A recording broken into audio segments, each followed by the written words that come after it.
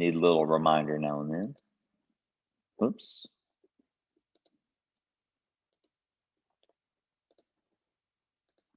There we go. Okay. So recording now. So first let's talk about what biomechanics are, okay? So biomechanics are mechanical principles of our body that relate to either being still or being moving, okay? So let's look at this chart together. We've got mechanics and biomechanics, and we're calling them biomechanics because these are mechanics of our body. So think about, when we say mechanics, you think about like machines working. Well, that's basically the way we're looking at our body. We're looking at our body as a machine that's working and moving in different motions, okay? That can be measured in degrees with goniometers that we use, which you'll learn to do that, things like that. But when we're talking about the body and the human body, we call them biomechanics because we're a living machine, okay? Well, within biomechanics, you have statics and dynamics. Static just means you're sitting still, okay? Static means you being at rest, sitting at rest, laying at rest, or standing still. Dynamic is anything to do with movement. So when any part is moving, even if you're just standing still moving your head, that's considered dynamic, and your body is in dynamic movement then. Okay. Then we have kinematics and kinetics. Well, kinetics just means movement. Kinematics is talking about what's happening in the body. So in a few weeks, we're going to go over osteokinematics, which is the movements of the bones. And then we're going to go over arthrokinematics, which is the specific movement of the joints themselves, okay? So those are very, very similar. You can't talk about one without the other, but they are very foreign concepts that we're going to spend a few weeks on those, because those are a little bit deeper concepts. But don't worry so much about it today. Just know that kinematics is the study of the bones moving and the joints moving. And they're not always going to be the same as you may be thinking. Okay. Actually, I just went over all this. I tend to get ahead of myself. And also, when you're talking about kinetics and kinematics, you want to think about what causes the body to move. Okay, so we know the bones are moving, we know the joints are moving, but the bones don't move on their own. The muscles have to move those. So also this semester, we're going to start thinking about, okay, well, during this movement, this bone moved in this direction. So that means that this muscle must have moved in it. We're gonna get into that too. This semester in anatomy and physiology too, y'all are going to be learning the origin and insertions and the actions of all the muscles in the body. And that's going to correlate very, very, very closely to this class. So they're going to go along very well together. So as you learn those, and as soon as Mrs. King tends to usually give you a packet, I think, to learn those by. That's really the best way to learn it by. I would get learning those as fast as you can, because the faster you learn those, the faster this class is going to make sense. Okay. Also, besides just what muscles and what bones and what joints were involved, also you got to think about the time it took. So it's great if you can reach your arm overhead, but does it take you the normal 1 to 2 seconds, or does it take you 1 minute to reach overhead? If it takes you 1 minute to get your arm overhead, that's not very functional. So something's wrong. Also, how much space you took up if you had to go in a compensatory method to get your arm in, and I'm just using arm flexion just to get your arm in the air. And then how it moves too. What moves and how it moves. Does it move in a pure fluid motion like we would usually go? Does it take some extra cheating methods to get it done? Things like that. And those things will make sense to you later, I promise. Okay, so I don't think I need to go over this with you. You could probably label this in elementary school. Oh, but I know what it needs to say. Okay, so the point of this slide, you know what the body parts are, but this is called, look at the bottom under the foot, the label. It's called anatomical position, okay? Notice how the palms are facing outwards. The palms are facing toward the front, okay? Anytime in medicine, and this is not just in the medical field, but in rehab, any rehab type of rehab, PT, OT, kinesiology therapists, coaches, athletic trainers, we're always going to talk about things in terms of anatomical position because it's a standard position of the body, okay? So it's always just with knees extend, hips and knees extended at the side. This can be sitting or standing with the arms at the side and the palms facing upward. That's called anatomical position. Okay, don't get that confused with the fundamental position, which is almost exactly the same, except what, somebody tell me what the difference is. It's pretty obvious. The palms are facing down. The palms are facing the body. So if you think about it, right now, sitting at your chair, you can do this sitting or you can stand up and do it. Just let your arms rest down at their side and relax your arms and think about which direction your palms are facing. Your palms, if you're relaxed, are probably not facing forward like anatomical position. They're probably facing your side, your body. That's what we call fundamental position. That's the everyday normal human stance that basically all humans basically stand in. It's kind of like our functional position to be ready to get to do anything. So those are the two main positions: anatomical position and fundamental position. We name things in terms of anatomical position, but action and things in real life occur in the fundamental position. Okay, so let's go ahead, and these don't get scared of these. These are words that are, if you were in medical terminology with me last semester, these are going to be pretty much reviewed. But remember, you've got this, and a lot of this is really self-explanatory for any of you. You've got the front side of your surface is the anterior, back side is the posterior. And then going up toward the head is superior or caudal, or I'm sorry, encephal. And then going down, it's called inferior or caudal. Remember, caudal means tail.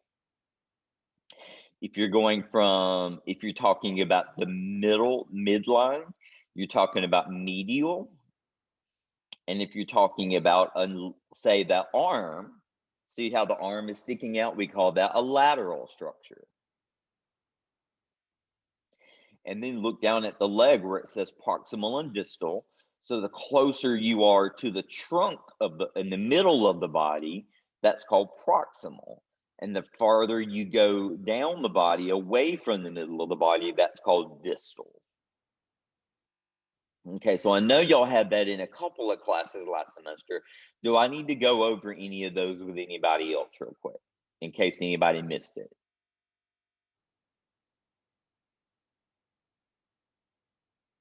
Pretty much a review. Okay.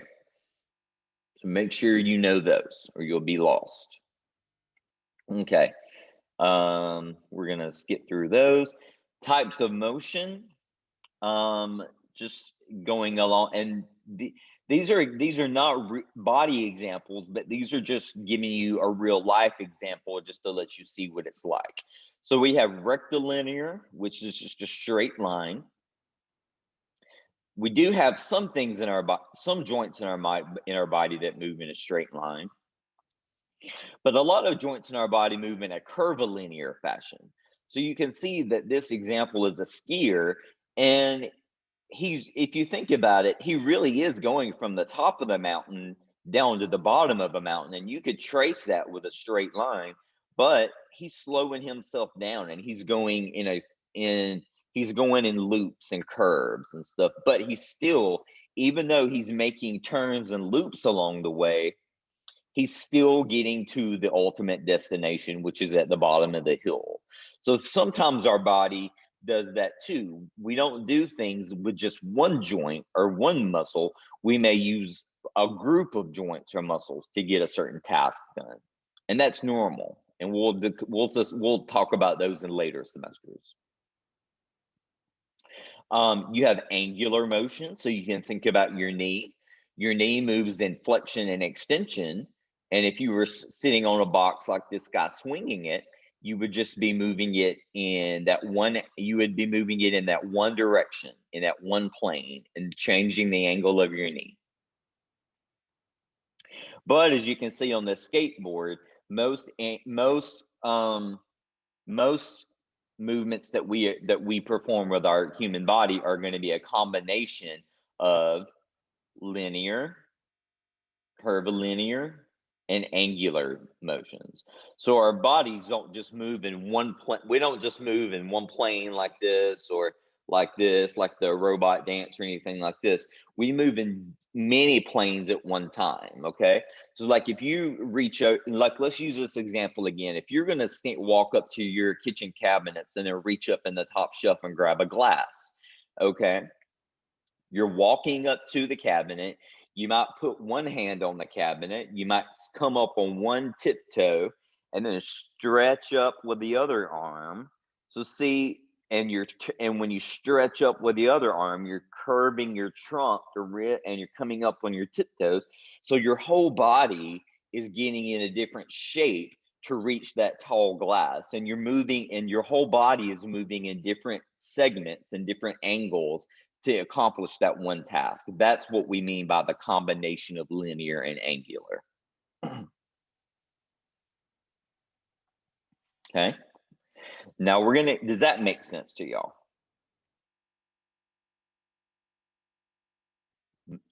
There's very few motions that are purely angular or linear. Everything's a combination movement, just about. Okay. Let me get to the picture to describe these, because this is all a lot of words, and a lot of words described makes me nervous.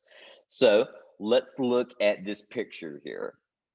Okay, so when a joint, let's look at the top, A, B, and C, at the neck.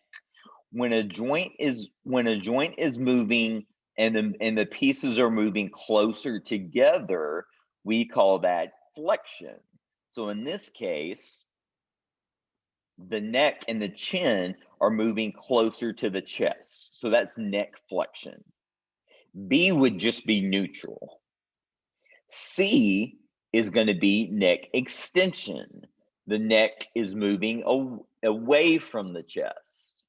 Okay, that's neck extension. And it's also moving toward the back of the body, to the posterior side. So that's going to be extension.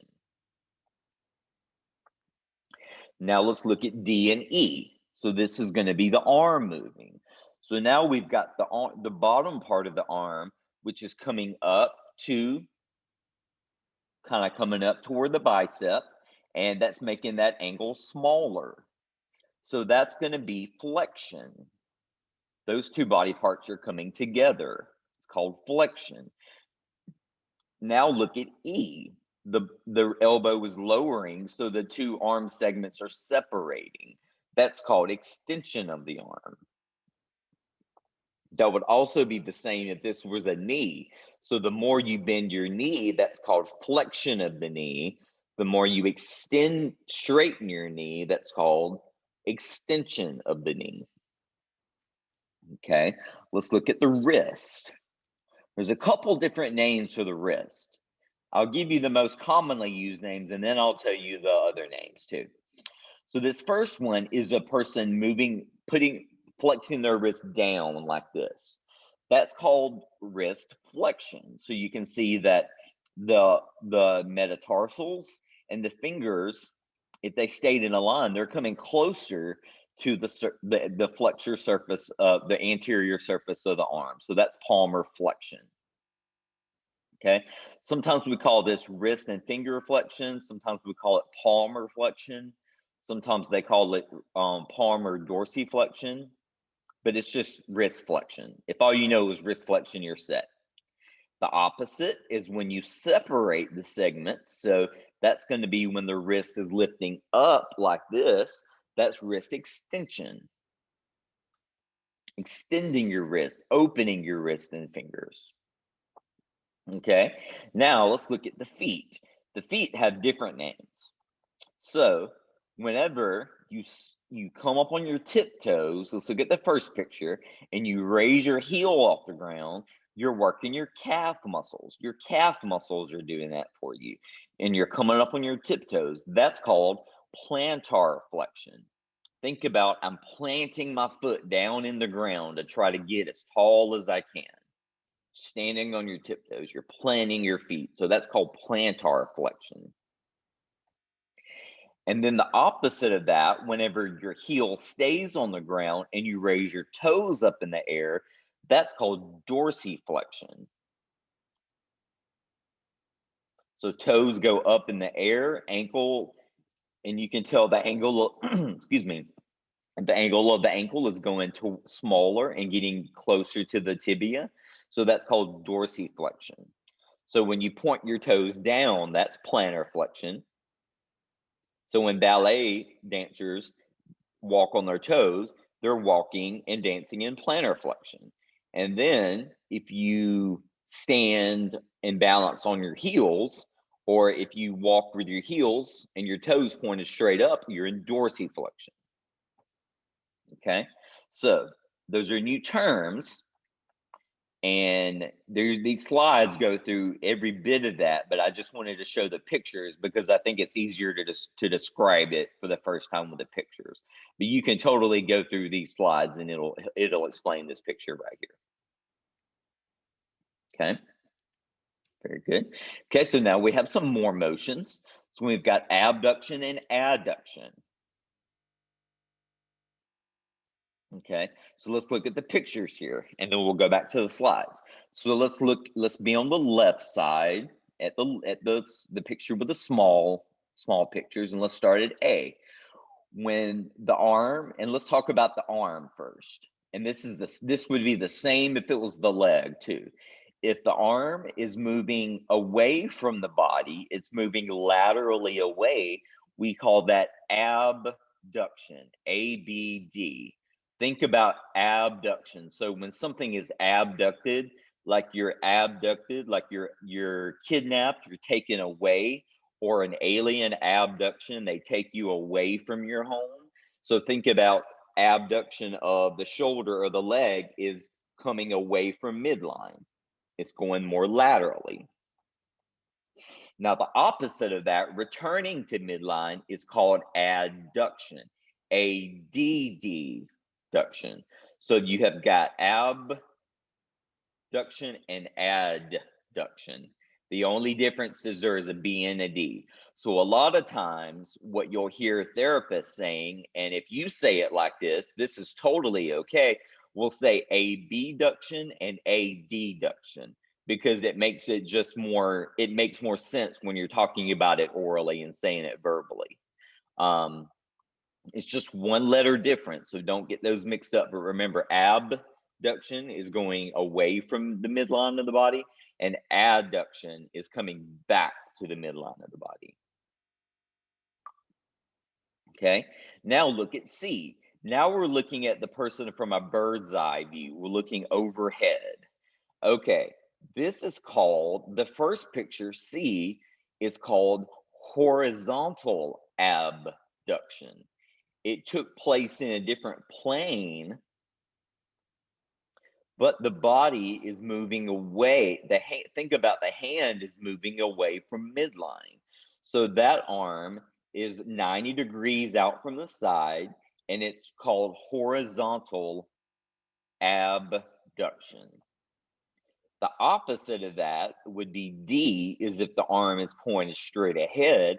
That's called horizontal adduction, bringing the arm back toward midline.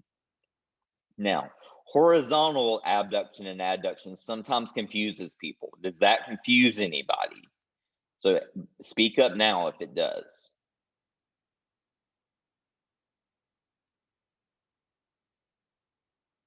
Okay, I guess we're doing good then. Okay, so so there's two different types of abduction, and there's two different types of adduction too. And those are both true with the hip joint too. The hip joint can abduct and adduct too. So if you stand up and move your hip away, move your hip up in the air, and move your leg up in the air to the side, that's abduction. And then if you take your hip and cross your legs, whenever you cross your legs, that's hip adduction. Okay, let's look at the palm here. Look at the palm, and the palm in E, the first picture, is going, the thumb is going, the forearm is staying straight, and the palm is bending sideways, and the thumb is getting closer to the arm. This is called radial deviation. Remember that, because remember, the thumb and the radius are on the same side. Remember, right on radius, if you do a thumbs up.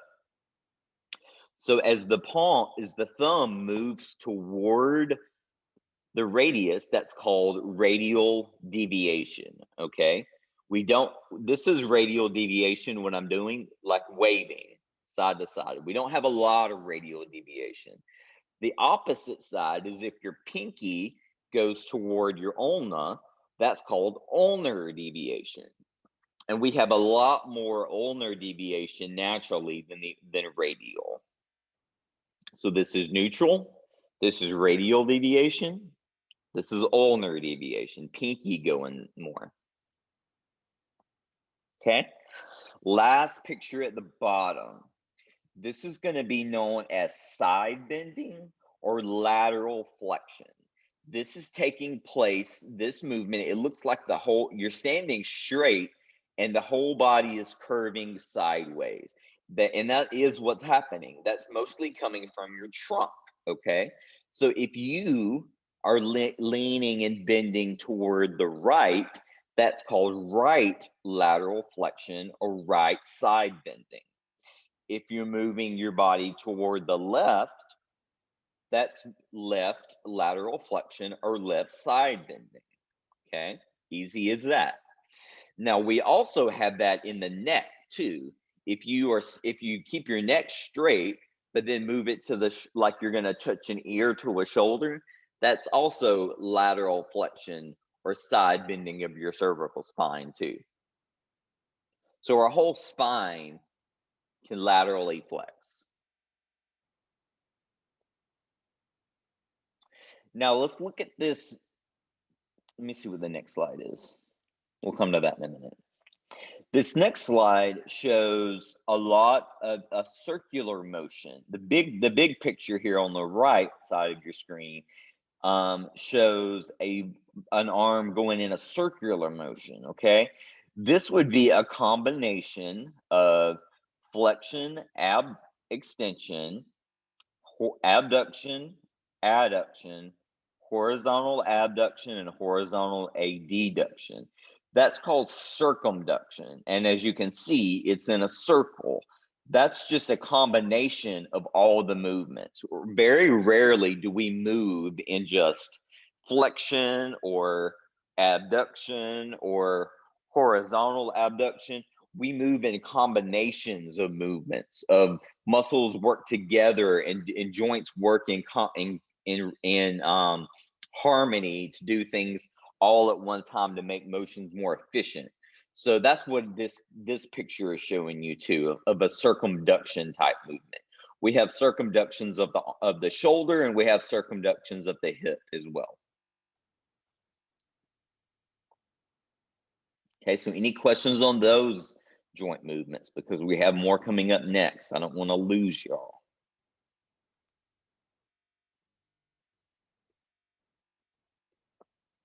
Okay.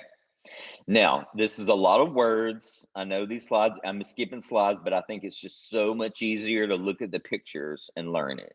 If you need to see the slides, please ask me it. I think it's just, I'm a visual learner, and I think it's just easier to do it like this. Okay, A and B. Let's talk about A and B. So this is showing the shoulder, but this can take place at the hip as well. So if the shoulder, and we're talking about the humerus here, just the humerus. If the humerus rolls more toward in toward the body, and then the palm is facing backwards, we call that internal rotation of the humerus. So that's our medial rotation. So we say the humerus has rotated closer to the midline of the body. It's rolling toward the midline. And that can be up here, or that can be down here. If it's here, then my humerus is rolling closer to the midline of my body. If it's up here, the humerus is rolling this way and getting closer to the midline of my body. So that's internal rotation or medial rotation, okay?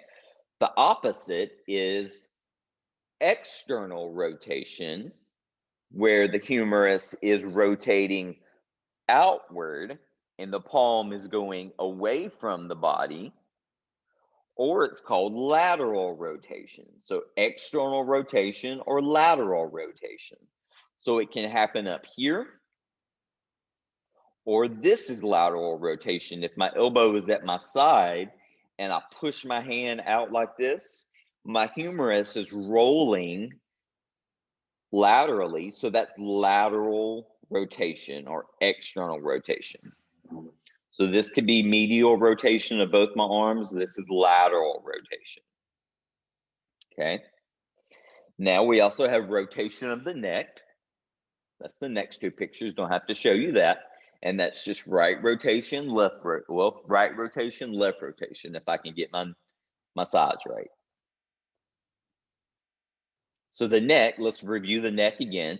The neck can flex, extend, laterally bend, or laterally flex, and then rotate. The neck has a lot of movements.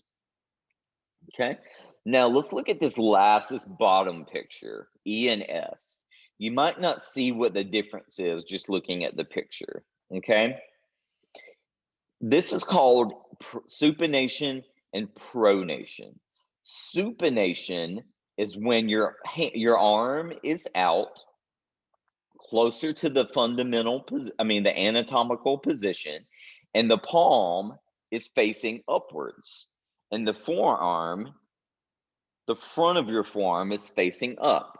That's supination, okay?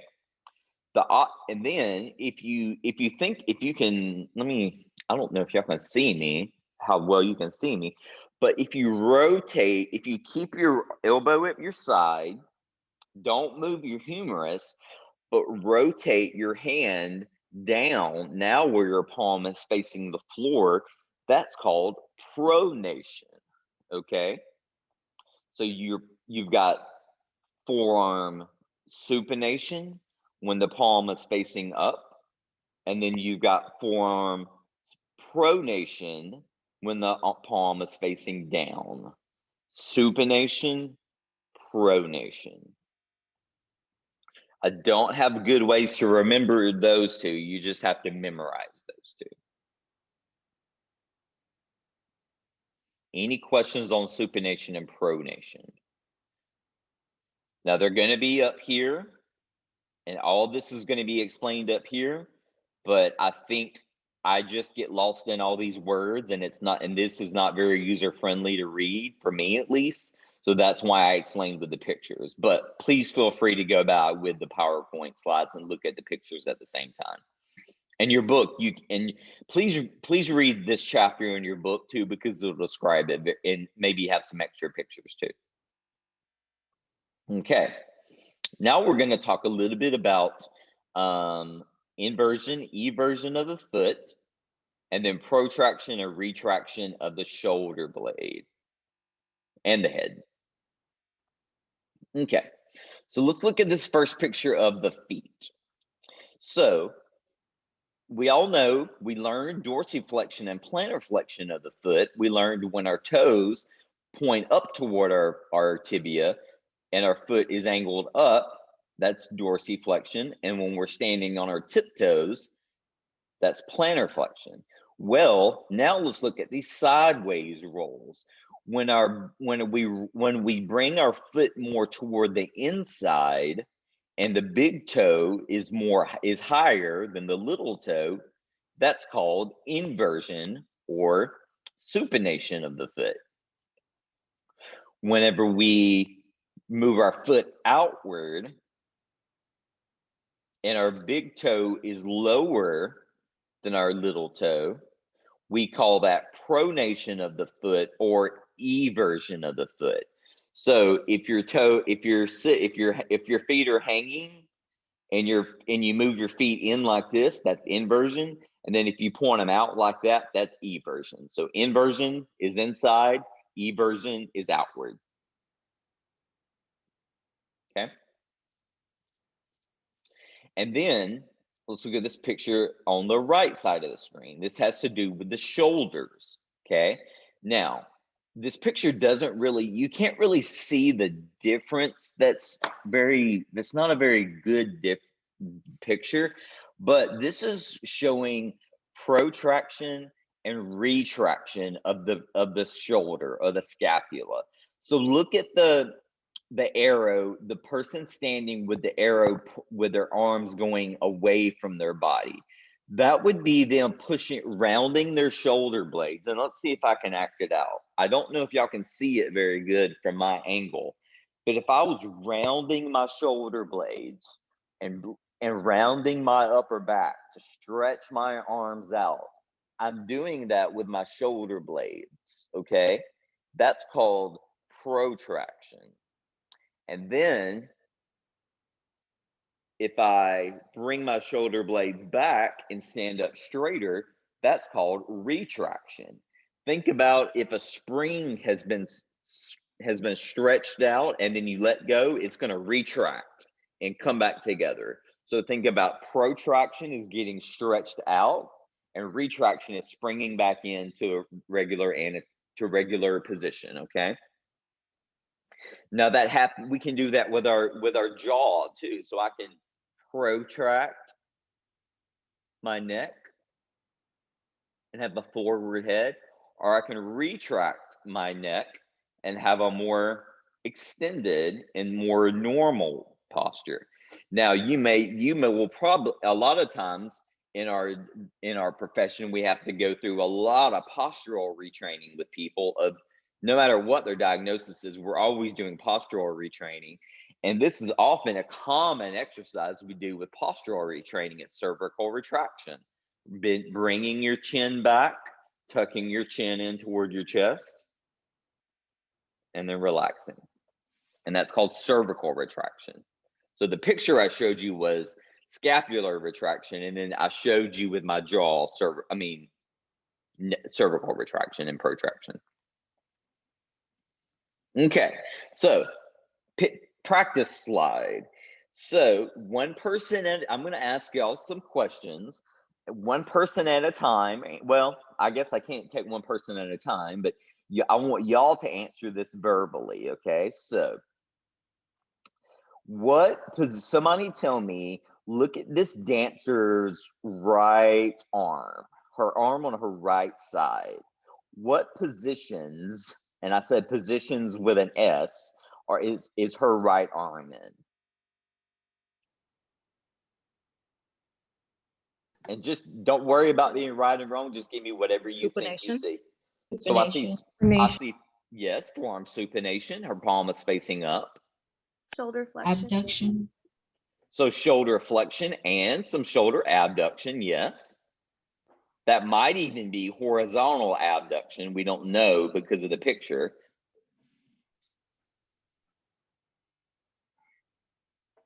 Elbow extension. Elbow extension on both sides, yes. Now, that's pretty much, and then her fingers are a little flexed, but her fingers are palm up. Now, look at her legs. There's a lot going on with her legs. Now, I purposely put this picture here because I wanted to challenge y'all. Let's look at her left leg. That's the one that's the most forward. Okay, somebody give me one. There's many positions that her legs are taking. What's one position her leg is in? Leg extension. Okay, so it's in hip flexion, but knee extension. Now, that's a little above y'all right now, but if you can see her hip, her femur is flexed in front of her body, but her knee is straight. So it's hip flexion, knee extension, and then ankle dorsiflexion because she's standing flat on her feet. But can you see that her feet are angled a little bit with her toes toward her shin? She's externally rotated. And thank you. I was hoping somebody would say that. She's extremely laterally or externally rotated on that side. Very much so. Probably more so than the rest of us could do. Okay. Now let's go to the back leg. What's different about the back leg?